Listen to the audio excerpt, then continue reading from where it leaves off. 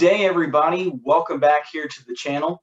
Don't forget to hit like and subscribe because we have new content coming at you every Sunday. And of course, this Sunday is another episode of our show, 1,000 Words or Less, a show where I have other authors come on and talk about their work and share their process of writing. Of course, the only catch is, has to be 1,000 words or less. And I'm really excited to introduce our guest this month, Mary Kathryn Wiley. For those of y'all who have read my books and looked in the back where it always says, hey, if you like this book, check out these other great works by these other great authors, part of the Drinklings group. Last month you got to meet Ross Hardy. This month is the third member of our group, Mary Kathryn. Mary Kathryn, how are you doing today? Hi, I'm doing well. It's good to be here. Well, we're really excited to have you here. For those of y'all who don't know, you have my book, but you didn't bother to look in the back. Mary Kathryn is a very talented writer and poet. She has been published in multiple literary journals and is the author of this wonderful little volume of poetry, Kudzu, Ghosts, and Lovers. So now, Mary Kathryn, before we go any further, really, do you want to tell our viewers a little bit about yourself?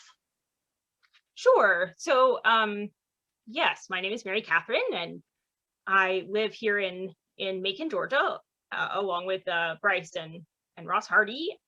At the moment, I consider myself a full-time mom. I have a 3-year-old son with my husband and partner of 9 years. And I have been in Middle Georgia for about 14 years now. I came here for undergrad and fell in love with the place. So. And as Mary Kathryn said, she came here for college. We went to the same school, but we barely met while we were there. We were there the exact same time period. And I think maybe we met once or twice in somewhat disjointed fashion, but we only got to know each other because we have several mutual friends. And we basically knew each other well enough to go, you look familiar. And that was pretty much the extent of our interactions in school days. Yes, I think perhaps you were a year ahead of me, but I don't think we ever had a class together. So just kind of knew each other's faces around campus. Yeah, pretty much. Mercer it's big enough to where you don't you're not in a fishbowl, but you also don't know everybody. So it's like Macon itself, basically. But small enough that you know faces. So exactly. Well, now Mary Kathryn has brought us a poem today, but it's not actually from her book. So Ross, last month, he kind of got out on the cheap side and read an excerpt from his novel, which is wonderful, great. But Mary Kathryn has written something that's not in her book, and the title is Midsummer Foraging. Mary Kathryn, is there anything you want our viewers to know about the poem before you read it for us? Sure. Just briefly, I am always writing, and this is a poem that I wrote probably last July, and have kind of enjoyed doing a little editing and workshopping since I wrote it. But thought I would share it. I feel that during this strange time amid the pandemic and the quarantine or self-imposed social distancing that we're all experiencing right now, I think a lot of people have developed or looked to different areas of interest to cope. And so for me, one of the relatively newer things that I've been getting into, I've always enjoyed the outdoors, and as a child spent a lot of time playing outside. And at some point last summer, I kind of had been doing really well with my indoor routines, and as an introvert probably had been handling the social distancing pretty well too. But I kind of hit a wall where I felt like I needed to push myself further. And at that point, I really just started pushing myself to get outside as much as possible around our home. And that has been a real source of joy for me, and also has I felt it's been very helpful for me with my mental health issues as well, which is something that I tend to touch on often in my writing. Writing for me was one of the first tools that I ever discovered that was a way to help with depression and anxiety and the other kinds of mental issues that I've dealt with most of my life. All right. And just like for those of y'all who tuned in last month and talked for us, we'll talk more about writing process. So I definitely want to talk a little bit more about that part of your writing process afterwards. But let's go ahead and take the moment right now and go ahead and read your poem. So everybody, this is Midsummer Foraging by Mary Kathryn Wiley. Thank you. Venturing along old pathways in this trodden forest garden, among weeds and sprawling foliage, I forage wild greens, pluck stiff, dark violet leaves, pull fragile hawksbeard from topsoil and stony cracks. Pink sorrel blooms in soft clumps. Each day I walk this way, each day anticipate the promised spring-like abundance. I take to the creek bed, its littered patches of mud and fieldstone, selecting fresher greens from mossy banks, protected from the sun's wilting heat by interlacing branches overhead. Snakes are watching and deer, hawks circle and owls call. A yellow box turtle retreats into its shell. Vultures shriek, flapping black wings. Back home, I wash away the silt and soil, my shoulder muscles tense and tired, lay out the leaves to dry on yellow kitchen towels. Later, they line china bowls, beds for cucumbers, carrots, cherry tomatoes. My mind is also tangled, overgrown. Each afternoon, my thoughts meander down some well-worn mental stream. I cannot identify the weeds, or where I see red toxic stems, tenacious as pokeweed, their roots adapt, grow stronger with each broken, milky stalk. My mind is like my garden, gone to seed. I want to weed these tangles from my brain, clear out old growth, and turn the soil. Raised beds for patience, courage, and humility, and space and sun for timid trust to rise, and trellises for nurture's fragrant vine, and gentle slopes for bruised sensuality to wind. I need an acre just for grief, a rock wall where anger will fiercely blossom, blooming into reds and oranges, golden yellows, and smoky whites. Guide me, righteous anger, to the infested spaces. Help me outwit choking kudzu, holding in trauma, arrogance, or shame. Let me turn again from shadowed places, emerging into the sun to warm my face. Thank you. And for those of y'all at home, y'all obviously don't get to see whatever our authors bring in beforehand, but the advantage of being the host is I do, and I've already told Mary Kathryn how much I love the poem, and I think it's brilliant. And you mentioned beforehand how part of your writing process is frankly a coping mechanism for dealing with a lot of the different twists and turns that our minds and experiences bring us. So would you, as much as you are willing to do so, explain what you mean by that with using writing as a way of coping? Sure. So, yeah, I would say that I have always written. As a child, I wrote stories and fairy tales just as something to do for fun. I've always read a lot, and so writing just kind of came naturally to me in that sense. But it wasn't until I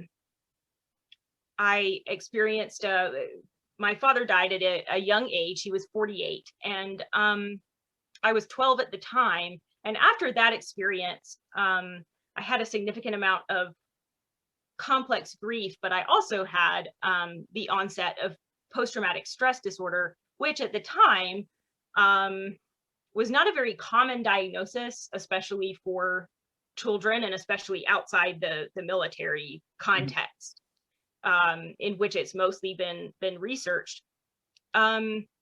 And so I remember that first Christmas I got as a gift, I got a journal.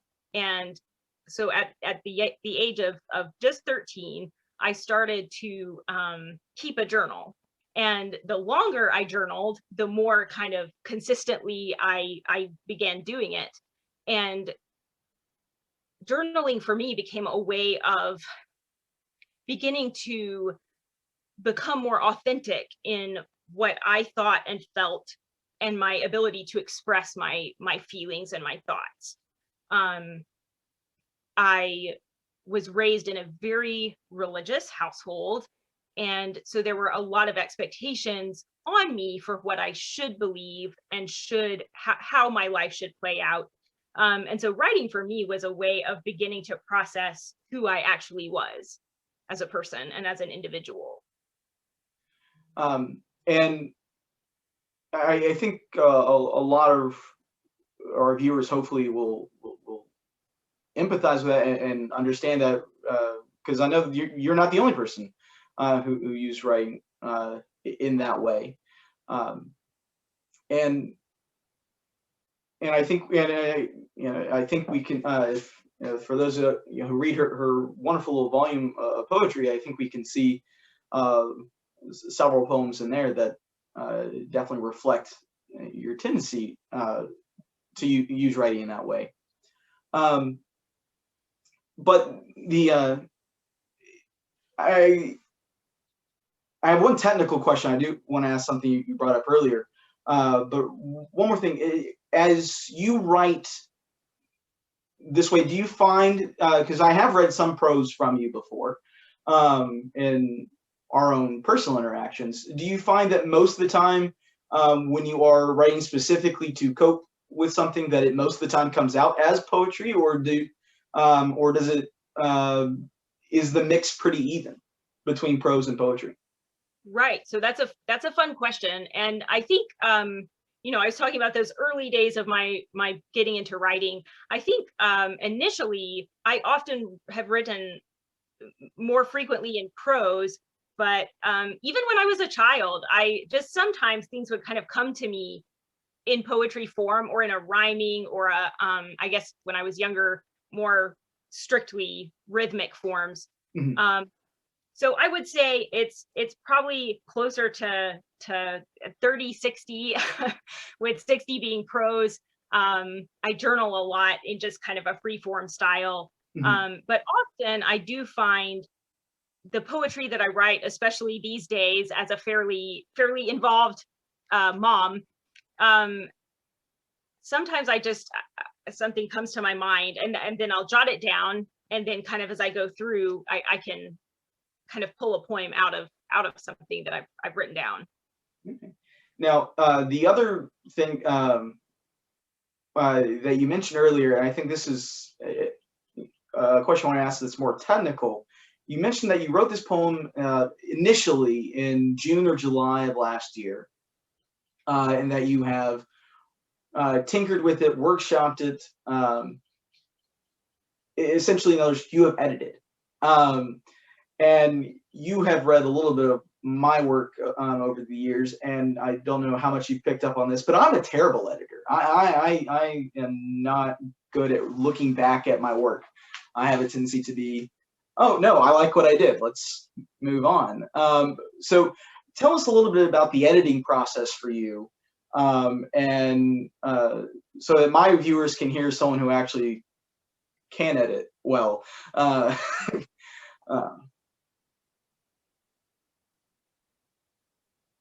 Well, so what the word I used that I should not have used at all was workshop. I've not workshopped this. I think for me, I tend to write a lot of things that I'm fairly self-critical, as probably a lot of creative types are. I tend to have things that I write that I really like, though, and it's those pieces that I tend to kind of find myself returning to organically. And like I said, I journal, and so a lot of times the first draft of something will often be jotted in a notebook. And so I tend to find if I go to type something up, even that process, usually I find myself wanting to change a word or kind of swap something out, get a little closer to the idea that I'm trying to convey, or whatever it may be. So that's one small thing. And then I also, with this poem, I tend to find with most things, if I let them lie for sometimes a year, sometimes more, in this case, of course, less, usually when I come back to something, I'm able to see it a little more clearly and kind of sense these are the things that I want to kind of cut out, and these are the things that I want to hold on to or clarify. I would say I'm a pretty lazy editor as well. But I like what I wrote. Everyone else shouldn't have a problem with it, right? right. Well, that would be easier. In this case, when I went to kind of revisit this for the 1,000 words, I found that I still liked it, and went through and did some editing at that point, and came up with something I was pretty happy with. So that process sounds pretty familiar to when I attempt serious editing, what ends up taking shape for me as well. And it's always nice when you come back to something you haven't looked at in a long time, and you're kind of where you liked it a lot when you first wrote it, and you're a little worried. Well, wait, is it going to hold up? A year, or in some cases for me, years later. And I go, oh no, it was quality. All right. for sure, yes.